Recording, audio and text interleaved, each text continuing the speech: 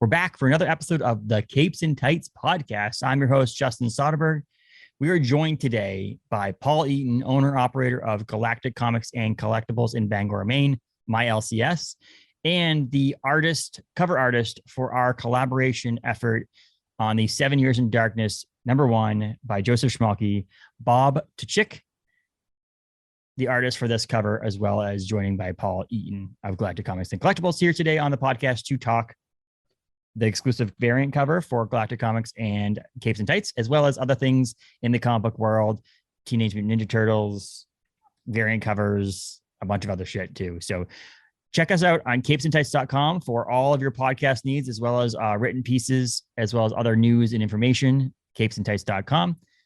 Facebook, Instagram at Capes and Tights Podcast, Twitter at Capes Tights Pod, as well as Apple, Spotify, all your major podcasting platforms to hear the podcast we have going out every Tuesday on the interwebs. If you want to check out this cover, the exclusive variant cover of 7 Years in Darkness, and you want your own copy of it, you can visit capesandtights.com/shop and buy yours today. We'll get it mailed out to you. In the notes on there, if you want it signed by Bob Tkacik, you can actually put it in the notes and we'll get it signed for you for no extra cost. And we'll ship those out after his signature happens. As the signing event happens at August 13th at Galactic Comics and Collectibles in Bangor, Maine. Otherwise, thanks everybody for listening. Enjoy the podcast with Paul Eaton of Galactic Comics and Collectibles and comic book artist and creator Bob Tkacik. Thanks, everybody.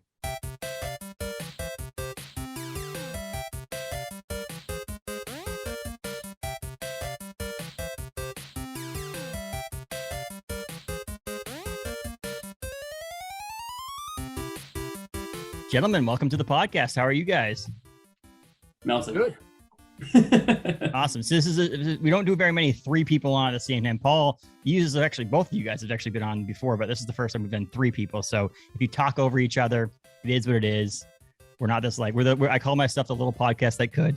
So we'll figure it out and we'll do some editing if we need to. But so we're here talking 7 Years in Darkness, a book that wasn't written by you or drawn by you, Bob, but It's by a cover by you, the exclusive variant cover that Paul was gracious enough to communicate with you and get done for both of us, really, here at Capes and Tights and Galactic Comics. But did you? That would have been one of the most professional agreements that has ever happened in comic book cover making. as we meet up at the end of a con, and like, hey, dude, you want to do this cover with me for 7 Years in Darkness? And you're like, yeah, but I don't know if I'm gonna remember this. I'm drunk. I'm like, me too. That's Bangor. Yeah, exactly. What else are you gonna do? That's the end of a con right there. It's funny how that worked out though at the con, because I feel like you texted me, Paul, and we're like, hey, come over to my booth when you get a chance.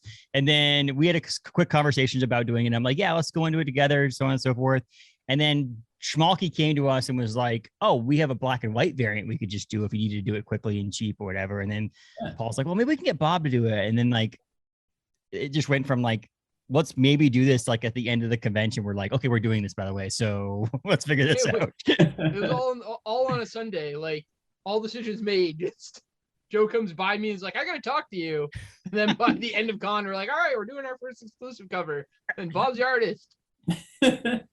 It was funny because we had talked about doing something at some time with Bob or with Paul and I, just kind of get this done, and then it could not have worked better to do something with Joe and then with you, because I feel like one of the greatest things about conventions is the communication and the hanging out and just getting to know people, and to be able to do it with people that you actually physically see. Because I know shops, I mean, you've done variants with other shops that you're like, they're not in like Bangor or sorry, not in Maine. Like they're from out of state, and you may never have met them people, or maybe via phone call or Zoom or email or whatever. But to actually have the people that we all know each other and have met each other and seen each other face to face, to actually get a book together and have it be a independent book too, like a self-published book, not a, I mean, it would have been cool to do TMNT. I mean, let's be honest, like we all would have done that in a heartbeat, but it's really cool to see this grassroots little effort from Joe to have your artwork on it, which is pretty cool how it just came about. Yeah, I mean, for a first variant for you guys, like that's awesome, and it coalesced so quickly. Like you're saying, like right at the end of the show, everybody was just like, oh, I guess this is what we should do. And it seemed like you were gung ho about it too. I mean, it was like not that long afterwards where we got like a first proof of it. We're like, holy crap. Bob was like right on it. He's like, I got to get this done. Oh, for sure. Honestly, like Joe's earlier books were the first ways I ever got anything published. So, I mean, he's been integral in my ability to print and create, and he's been teaching me stuff over the past 10 years. So, like, I was absolutely psyched to be able to do a cover for one of his books. Awesome. I know we all got to read it a little. I'm part of his Patreon, so I got to read it anyway early because he was able to he basically releases a page at a time for every couple of days, which is the worst way to read anything ever, by the way. I mean, let alone reading issue to issue in a book, let alone opposed to a trade paperback. Reading page by page is even more troublesome. But were you able to? Obviously, I'm guessing Joe gave you a PDF or something to read the book before you actually did the cover, right? Yeah, I got a PDF of maybe like 4/5 of the finished art, so I didn't get the chance to like see all of it together, sequentially, but I got enough to understand the story and some of the character development in the story. It's like, this is gonna be awesome. Like, I really can't wait to see how this plays out, especially over the next 7 years. Like, that's a massive plan. Yeah, it's huge. Exactly. It's huge. It's a great. I mean, I was reading it and I was just thinking to myself, not only just being a fanboy of Schmalke and his work so far, I was like, it might be up there for one of my favorite issues of the year. Just with how he's been able to build that. And also we're biased now because we've got a cool cover as well. But I think that it's something cool and something unique, and the way that he was able to do the colors in the book a certain way. And I love how, like, I don't want to spoil anybody because they need to read it, but towards the end there's a scene where it's all neon because it's in a certain spot, and then there's like, when it goes to a snowier area, it's the blues and the whites. And then when it's the beginning, it's more oranges and reds and browns. It's really cool how he was able to do that across the way. I forget who I was talking to.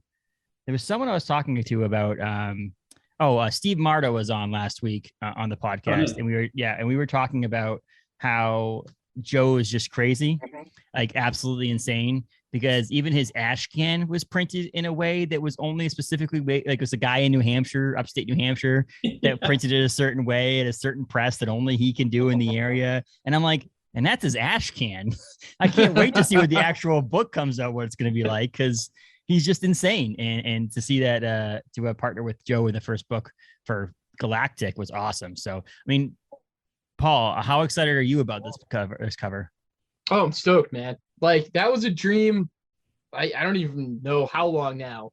You like to see my logo on a book that goes out and gets published is so cool to think, all right, we've made it from, the, like you said, before the little podcast I could. I was working in my home office, and now there's my logo on the back cover. And actually one of the copies went to England. That's the furthest I mailed away was one package went to England. We are running out of these in store, and it's super cool to think that this is going worldwide, from little Bangor, Maine, and the amount of fans out there Joe has everywhere. The Schmalke Army's been contacting the store like crazy, grabbing up covers of this, so it's pretty cool. Right. And I love the fact that it's like some companies and some stores have been around for a long time, Bob, as you know, and they've done variants and stuff like that. But like the metal covers are something that's fairly new. Like I would say brand new, but fairly new. Yeah. And to be cool that Paul was able to get his first cover, but also be able to do it in metal as well, which is pretty badass. So what number is this? 19. This is number 19. Nice. It came out really nice. Yeah. Beautiful. Yeah. Like, and it's so much weird how like, I feel like I could toss this on the shelf and I wouldn't have a problem with it. Whereas this one I'm like setting down. Like I feel like this is invincible, even though it's not fully invincible.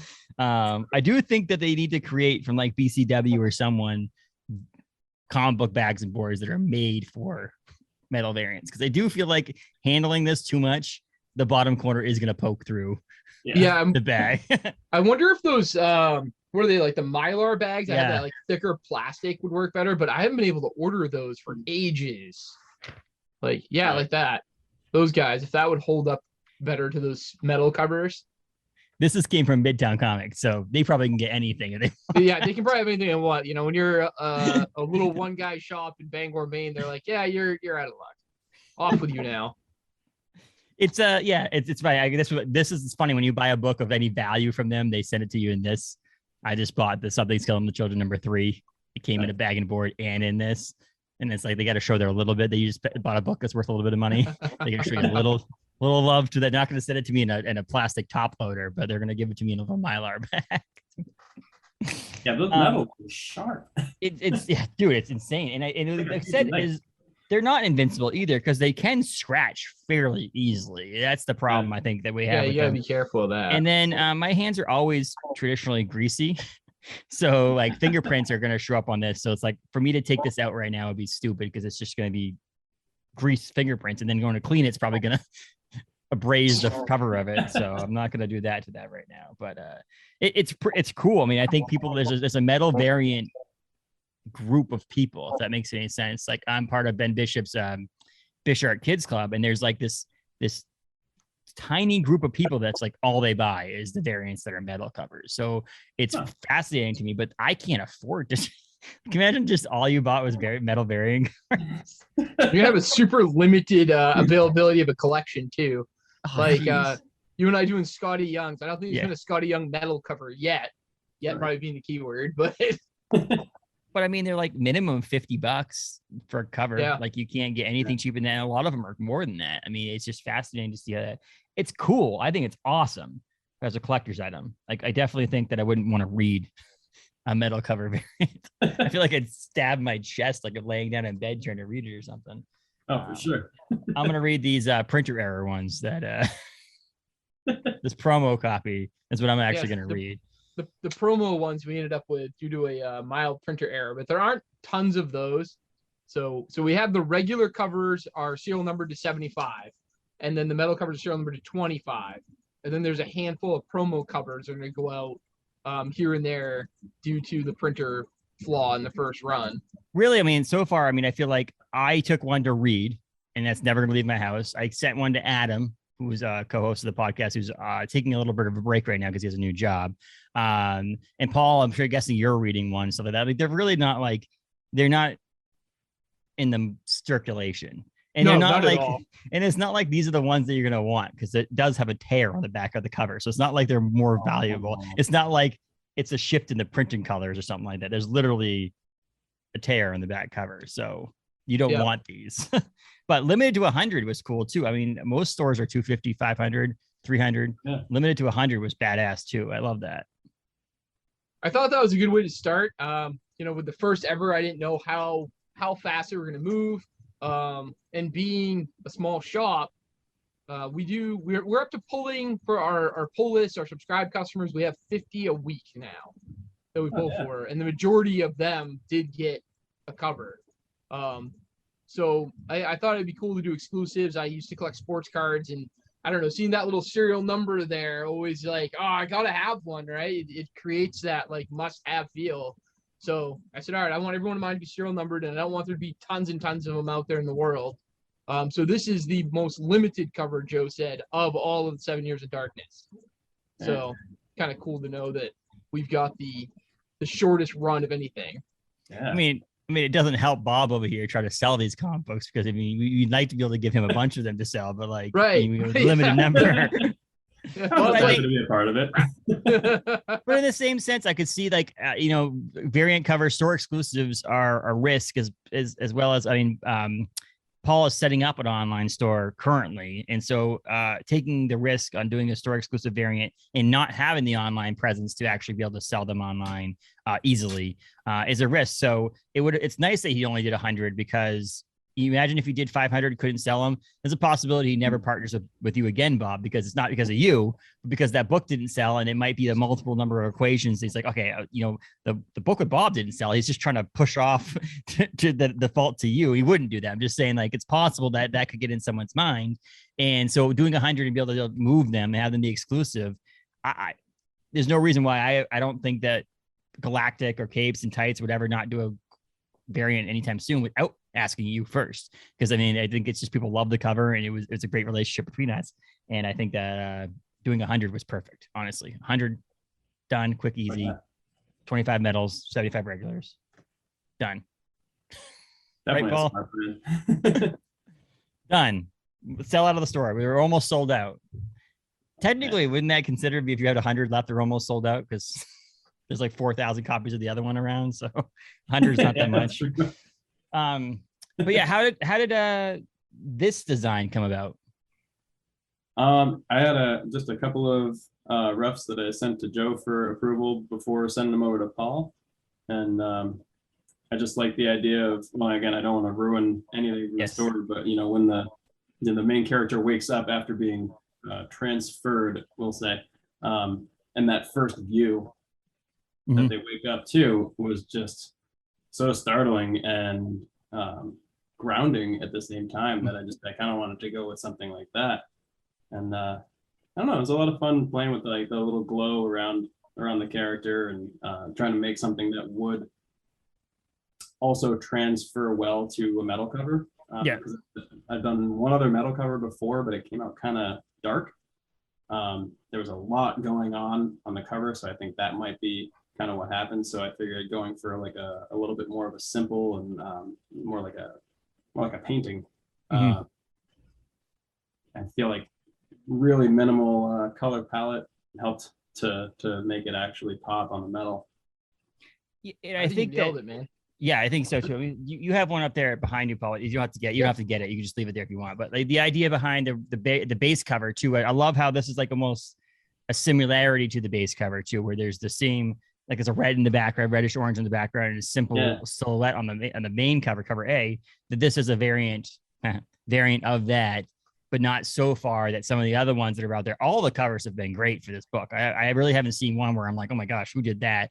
And but this is the one that almost like pays the most homage to the first original cover, in the sense that it has a little bit more detail than what Joe did on his, but it has that sunburst looking thing behind it, and a little bit more detail on the actual characters on it. And then having the characters at the bottom is pretty badass as well. And then your signature is like nice centered right in the center.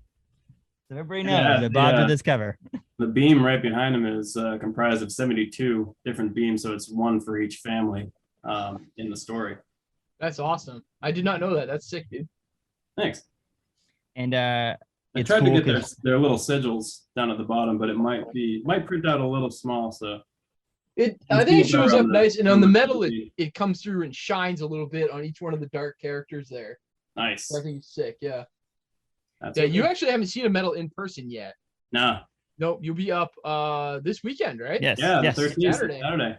Yeah. Hopefully we are in Milton up there. Yeah.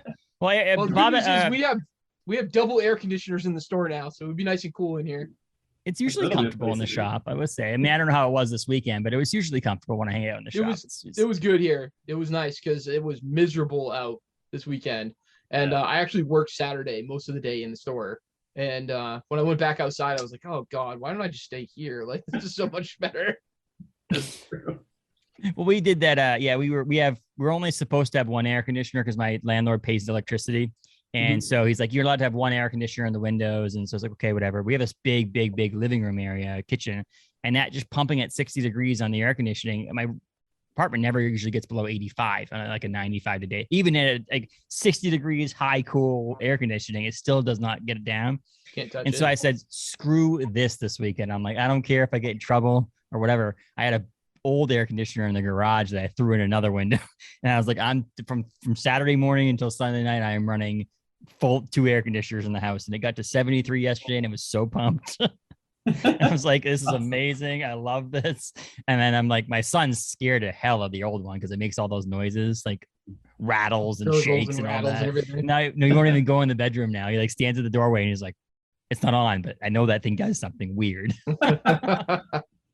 But it's sad I'm not going to be able to be there on Saturday in a sense because I am going to New York City, my first vacation in lots of time. We're going to New York City. We're leaving at 8:00 in the morning to drive to New York City, dropping my son off on the way. So I won't be able to be there, but I'm sad about that. But you know, it is what it is. And it'll be the first Wednesday or at least midweek that I haven't stopped by the shop either in forever. Yeah, I'll be gone. I won't be able to get my pull list now, right? Nope. Gone. Stuff goes right in the shelf. Pick it up. Bob gets it now, right? I have to pay for it. You're gonna bill me, but Bob gets my comics. Is that how it That's works? true. I'll be there, so I get the comics. Yep. There it goes. It all goes to Bob. I'm guessing you're bringing up some of your prints and some of your stuff too, right? I mean, yeah, absolutely. Yeah, and Oh, sorry. It's okay. It's fine. It's the life of an artist. You're always tired. Yeah, I'll be just bring like my half con setup, basically some prints and covers and some sketch covers and stickers and all that fun. Awesome. That's awesome. Yeah. I'm excited. This will be the second time that Bob will be at Galactic Comics and Collectibles in Bangor, Maine on 547 Hammond Street in Bangor, Maine. Got to throw that out there. I think you know the address better than I do. Well, I've said it enough times. I mean, you being on here, and when I used to do an audio version of the podcast, I used to say that audio version of the pull list. I mean, I used to say it every time I did the pull list, saying, "Hey, go to this place, go to this place." So yeah, it's also it's on my favorites. It's literally where I drop my son off for daycare, and Galactic Comics are the two favorites, other than work and home. Those are the only two people in my GPS. I just hit Galactic Comics and then go there. But so you've done recent variants too. I know you did a Last Ronin variant, right? With what store was that with again? That one was with Hanahan and State of Comics. Okay, yep. I have that one somewhere around here. Are you in the works of any other variants for anybody else right now that I know you may not be able to say, but are you working with any other variants right now? Nothing that I'm working on currently. I just finished one up for TMNT Armageddon game. I think it's in September now. Yep, I saw the art for that. That was cool. Thanks, man. And my favorite part was that I got to team up with Jim Lawson on it for a little bit. Like I did the inks and he did the colors. That's cool. Yeah. Oh man. Speaking of Lawson and Armageddon game, actually I think it might have been an ongoing cover, but Steve Levine and Lawson teamed up for a cover.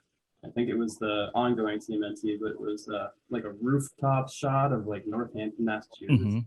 Absolutely gorgeous. Yes. It's awesome that you get to work with Lawson like that. And this is the second podcast in a row with a guest. I mean, Mardo was so ecstatic about working with Steve Levine, because Steve Levine did colors on the Epic Tavern one shot that they did over at Black Caravan. And he was I was like, it must have been some sort of dream come true. Think about the idea that you're like, your artwork is now going to be on the same page as like a legendary TMNT artist. Like, and you even got to draw like in the Ninja Turtles world, whereas you know, Mardo's was in his own with the Epic Tavern world, but you actually get to draw turtles and have a Lawson coloring on it is amazing. It's such a cool experience to have. Absolutely. And that was the most characters I've ever drawn on the cover too. I think there's 13. And so like that was a blast and a challenge. You didn't sneak a Good Boy Pause in there anywhere? No? Actually on Casey Jones' shirt is a little drawing of my girlfriend Beagle and Pat, who had just recently passed. And so I figured I'd throw a little homage to them in the cover.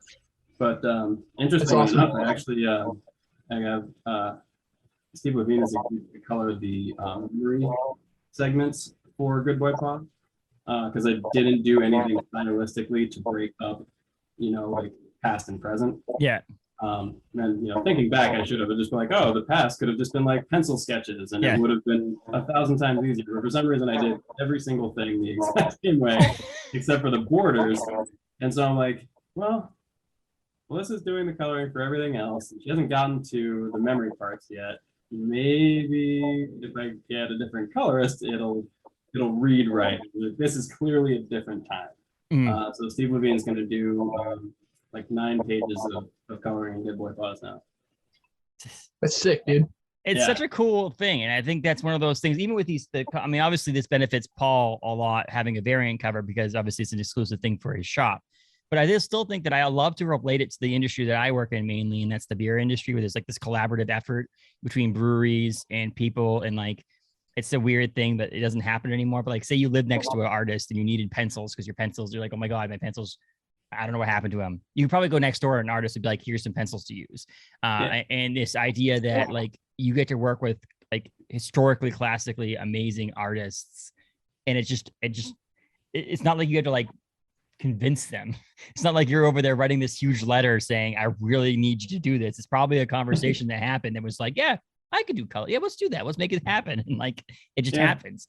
And it's a great thing to see that collaborative effort between, I say up and coming. You're obviously been doing art for a while, but like the idea that your actual self-published project hasn't even come out yet, and you're getting to work with Steve Levine, Jim Lawson on projects is really cool. And I'm sure people know about that, but I want to preface this. Steve Levine and Jim Lawson are like OG TMNT artists. So if anybody doesn't know that, it's like they're part of that core group of Laird, Eastman, and then Lawson, Levine.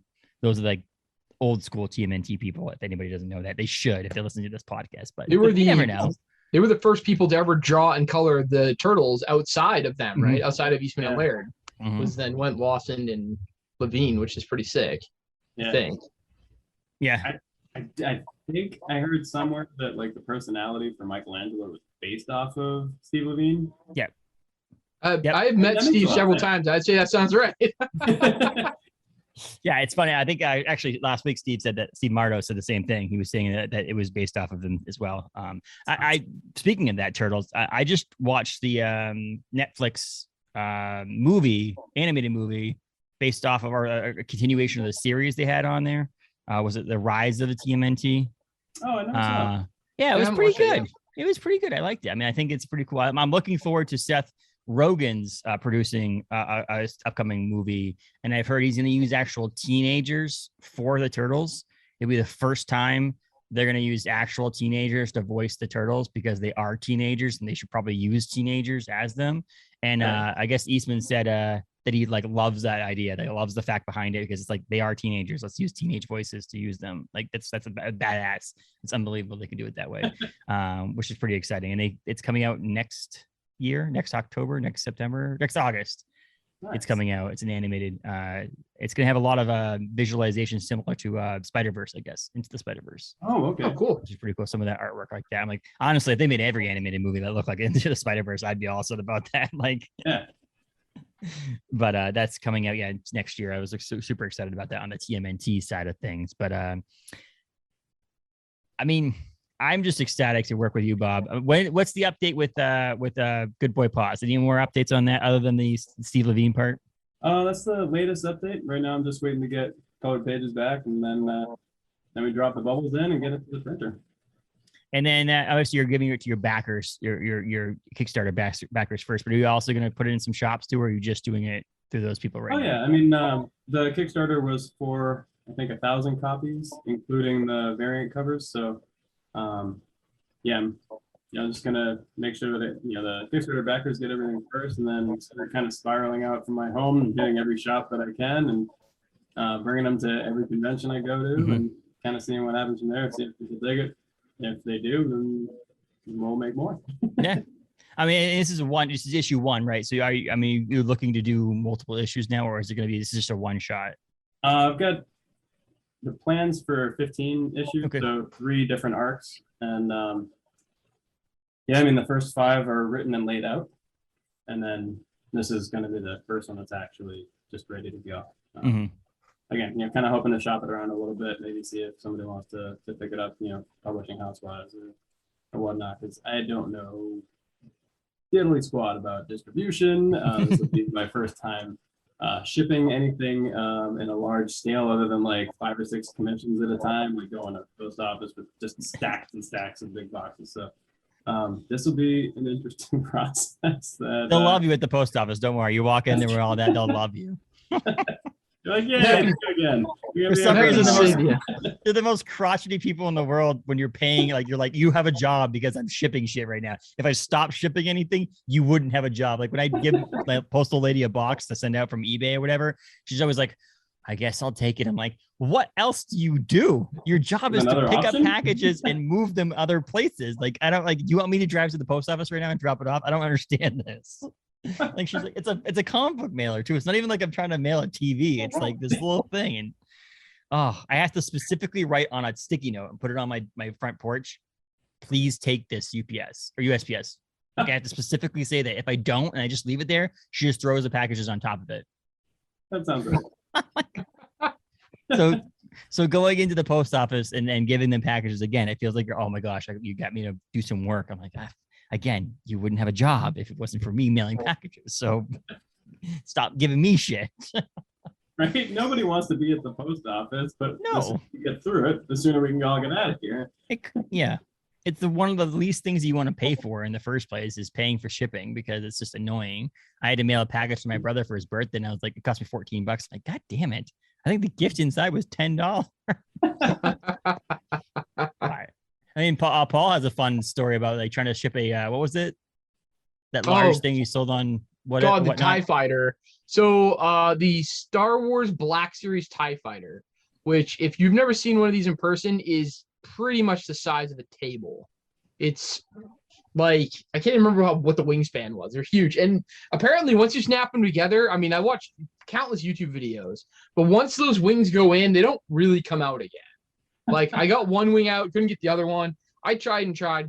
Tried to find boxes left and right, you know. And of course, not only is it massive, but the idea of putting it in a box and shipping without like wrapping this thing, I can only imagine like a wing getting bent or broken in packaging. So we went to U-Haul, and the closest thing we could get was one that you would literally ship an armoire in, and we'd have to cut it down. And finally, I messaged a guy. I'm like, dude, I'm sorry, but there's no way in hell I'm gonna be able to get this to you. Like, we're at a stage right now that I can't remember where he lived. It was like Alabama or something. I'm like, it'd be better for me to just drive there with this and try to mail it. And that's one of the things I like limit myself for selling things on eBay, like buying and selling shit. It's usually like I have to ship this.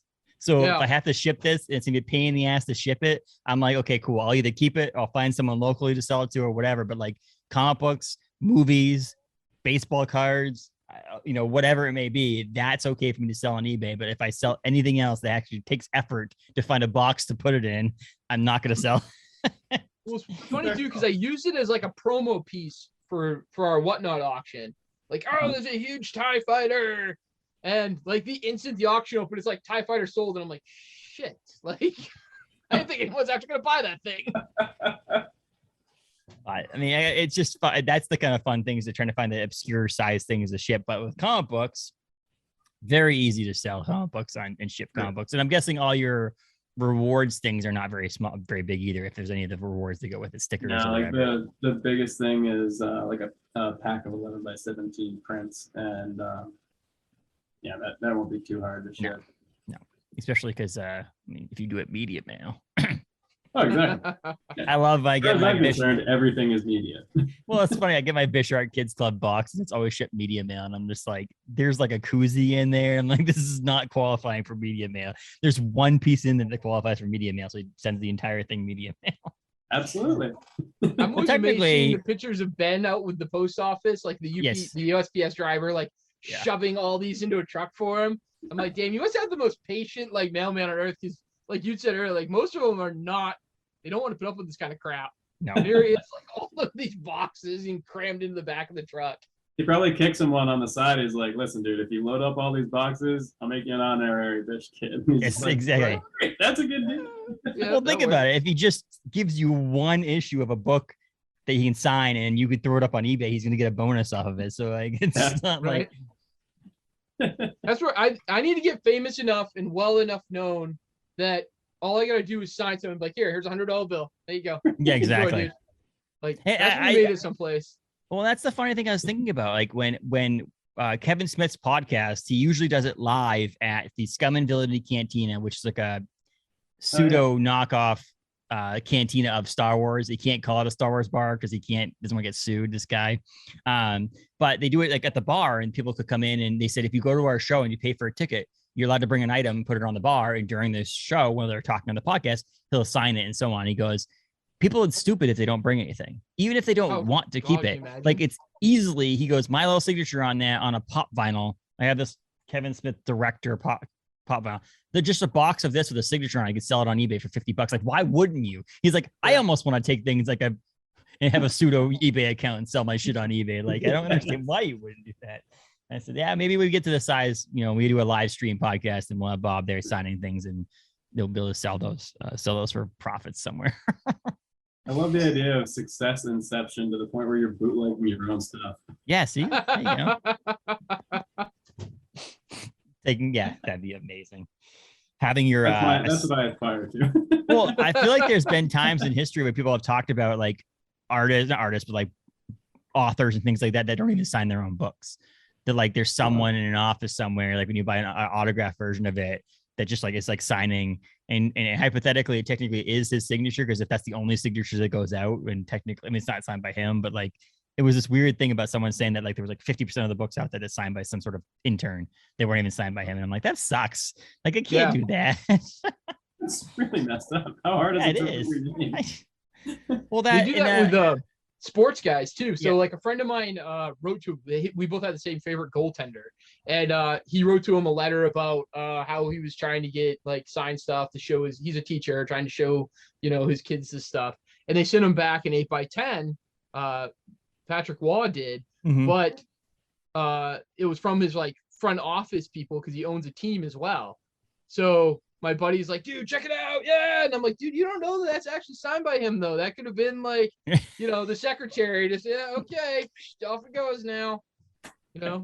Well, I want to get back to this cover here for a second. But again, if anybody goes back and listens to last week's episode with Steve Marto was talking about how there is a Todd McFarlane signed autographed comic book out there somewhere that is Steve's signature from when he was in like way younger, and his friend was like, I want this. He said he sold it to someone, and then that person sold it to, or a friend sold it to someone, and then that person sold it to someone else, and then they ended up at a comic book shop, and that comic book actually sold to one of his friends. It was this whole thing. He's like, it's actually kind of funny. He goes, it was before I was even like drawing or anything. He was just like, he says, can you sign this for me as Todd McFarlane? I was like, okay, whatever. He didn't think anything was gonna come of it, and it ended up being sold like 4 or 5 times. And like, oh my god, I can't imagine like it going to like CBCS to get like verified signature. And like, oh my god. And Todd's is probably not that hard to actually duplicate, because it's very, you know, it's a very small line. We had a Todd McFarlane signed book in here, and at no way did I think it was real, because the signature was so bad. And generally his signature is pretty clean.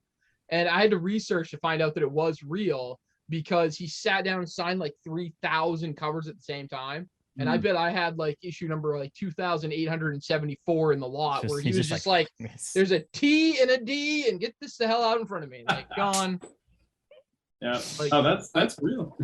I looked at it and I'm like, there's no way this is his actual signature. Like, I've seen it 100 times. This thing is crap. And then no, there was like the authenticity stamp they hid in it to prove that this was a real one. I was like, oh, that's freaking cool.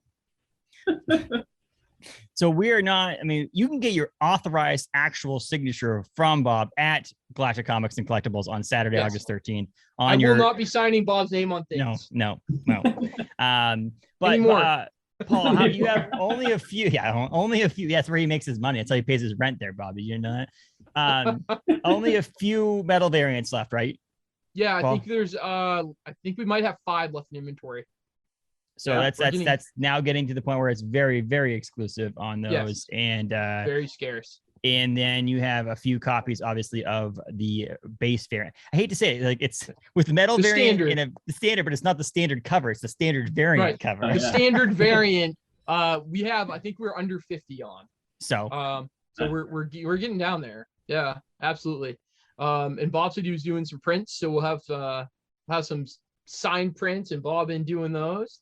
I got a few books saved for you already here. People wanted to get signed or remarked, you know, that need to get mailed out to people. So I think it's gonna be cool. We'll hang out and do whatever it is we do in a comic store all day.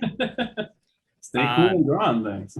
Yeah. So if you live locally, you can obviously come up on Saturday and buy the book and then get it signed and talk to Bob, meet Bob, and do all that stuff. If you don't and you want one, you can either reach out to Galactic's Comics BGR. Galactic Comics BGR at gmail.com, or just message us on Facebook and Instagram. And then we do have limited copies. Galactic Comics and Collectibles.com. Don't go there now. Don't go there now, because it just says a WordPress site is being built. But yes, it's coming soon. I also have a few copies available if anybody wants to buy them on capesandtights.com. All proceeds go to Galactic Comics and Collectibles, so you're supporting them. And then obviously we paid. Bob gets a portion too, because he got paid to do the work as well. It's not like we're just stealing work from Joe Bob. too. And Joe. But yeah, if you want to do that, you can go. If you feel like you want to make it easier and just type on, you can buy one online as well. The next variant cover that we do with Bob will be available at Galactic Comics and Collectibles website. So not have to worry about that. But I also think that we should just sign in, if they allow us to do a Last Ronin Lost Years cover, we should just sign Bob in right now and just do. Hell yeah. We'll send you the contract and we'll just get it done and over with, because I'm excited for that coming out too. And I don't know what they're going to do for I know there was a whole, everybody was allowed to do variants for the last run, and then it was nobody was allowed to do variants, and it was like only the people who did the first variant was allowed to do all the there was a whole thing on that one, which is whatever. But hopefully they let people open it back up again so people can do variants of the Lost Years, because I'm looking forward to that as well. And if not, we'll do another Schmalky book or something. We'll get something. We got to get 7 Years in Darkness #2. Yeah, exactly. When that comes out, I don't know, 7 years from now, 2 years from now, whatever. But I will pitch. Obviously, this is, you have your Instagram and stuff. What's your Instagram? Mine? Yeah. Oh, it's just at Bob Tkacik. Last name is Tkacik. And so follow him on there, stuff like that, for all of his updates and stuff like that. But also the guy who made the book originally, Joseph Schmalky. So he has his website. He opens his store up every once in a while, but he has a Patreon. And if you want to get the news, the updates, the information, each page of an issue early, check out that too, because I think Joe put a lot of work into this. So it's also what's honor and pay respects to Joe for his hard work on this. I know I'm a Patreon subscriber, and I got the shirt. Yeah, speaking of which, that's a great shirt. Yeah, that's awesome. On a shirt on there, and he got, this is a cool, his variant. I think he has it available at shows too if you go to a con. Oh, that's dope. It's a cool variant as well. So that was available on there. So I just paid, I think, $10 a month for mine, and I got that, a cover A, that one, and a T-shirt sent to me as part of my subscription. So do it; it's worth it. And then again, like I said, I got to read all of issue 1 before anybody else did, and he's looking for a publisher as well. And he said part of his agreement with the new publisher is that the people on Patreon are actually going to be able to read it before anybody else still.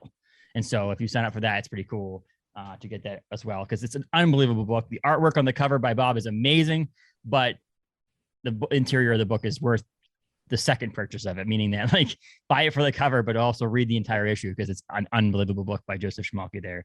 But yeah, I think so. Galactic Comics on August 13th in person, Saturday, August 13th. Live in flesh.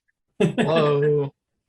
And then check out, I'll put in the description notes of the podcast episode and on our website, capesandtights.com, to how you can get the book.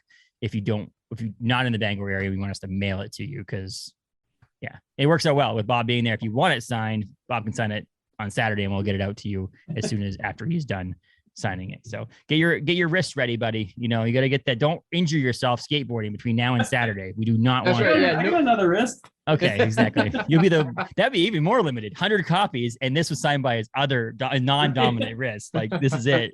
It's very exclusive. We'll have to have some sort of signature card saying, no, this is really Bob's signature, even though it doesn't look like a signature. Crappy.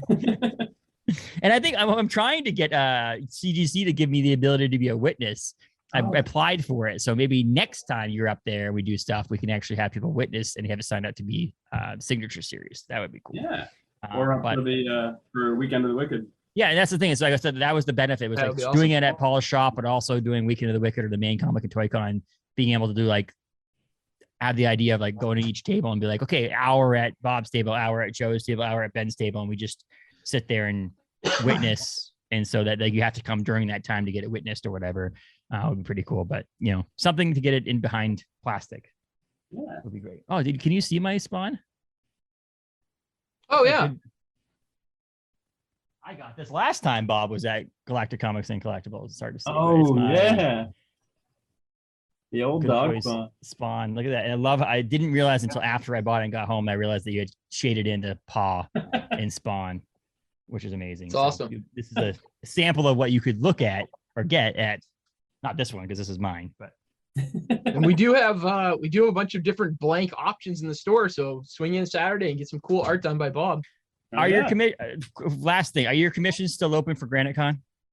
Yes, I think there are still 3 spots on the Granite Con list, and you can get in touch with Randy MacArthur. Yeah, I can put that in there. Yeah, I can put that in there too. Randy's great. Randy's actually going to be on in 2 weeks with Chris from Granite Con. So we're going to talk Granite Con then too. Awesome. So if they haven't all been sold out by then, we'll also pitch it on there too. But yeah, Granite Con. That's your next con too, Granite State Con. Yep. And then Weekend of the Wicked, and then Northeast Comic Con. Okay, cool. Northeast is a great one. That's where I met George Perez actually for the first time. He signed some at Northeast Comic Con. I like that one. Yeah. Anything else you wanted to pitch or sell or Hawk? I mean, you can sell it. You want to sell a figurine behind you? I don't care. We'll figure it out. No, that's my personal collection. So, no, I just want to say, thanks for the opportunity, guys, for getting to do this cover. It was a lot of fun. I would definitely look forward to working with you guys again. We're excited. Thank you, Bob. Like I said, we'll be in touch if we want one. I mean, not that you have to say yes. If you have other people offering you better offers, then you don't have to say yes. But I think we'll be in touch. I don't see why not in the future. Because I mean, if you did a horrible job, we wouldn't be contacting you. But this book is beautiful. That is fire. I'm glad I didn't do a horrible job. Here's the deal. Paul and I are nice enough, but also assholes enough to say it to your face. So if you did a horrible job, we'd tell you. Brutal honesty. I appreciate that. And you can follow Galactic Comics on Facebook, Instagram, all those things too. Galactic Comics and Collectibles in Bangor, Maine, and soon to be Galactic Comics and Collectibles.com. But don't go there now. You can go there now. It's going to be a very long time before. I don't want to say very long time. It feels like a very long time before it's going to be anything besides coming soon. But we're getting there. Thank God I have very good friends that know a lot more about this than I do, so that then they can teach me because I'm useless. It's the greatest thing about local comic book shops. It's really a team effort. I don't care if one person owns it and other people are helpful. Like there's always this, like, we want our comic book store to succeed. So it's all these hands in the pot, but it's no one's financially trying to take away from it. We're trying to help Paul be the best that he can be. And so I finish every email in big bold letters. We are Galactic Comics, because it truly is. Everybody pitches in and we all are Galactic Comics. This is not a single thing. In fact, right now you might be able to hear a Logan back here rummaging around. It's kind of like a very large rodent in the background. Well, So- I mean, we leave pastries out for you, so it's you like it's kind of like Santa Claus. Yeah. Well, it's funny because this is the second time in a row I've talked to Paul on the podcast where Logan's interrupted the podcast in some sense of form or fashion. But yeah, awesome. Thanks, guys, for coming on. Enjoy the rest of your time. This will be out on, actually, it's also just so everybody knows, it's the 1 year anniversary of Capes and Tights podcast here. Happy birthday. Yeah, so we're one year birthday on that. And so 54 episodes in a year was pretty cool. And we're going to do way more next year. I don't know if you saw my post online. It was like 54 episodes, 20 guests, something number of movies, 8 TV show reviews, 2 subpar hosts. And even more subpar hosts because Adam's too busy with his freaking archaeology university job. He can't be on here with us. People have real jobs. Jeez, I don't know. He's trying to pay the bills of some sort of fashion. I don't know. But until next time, guys, keep reading comics, buy comics, support your local comic book shop, and all that. Support local artists. Yes.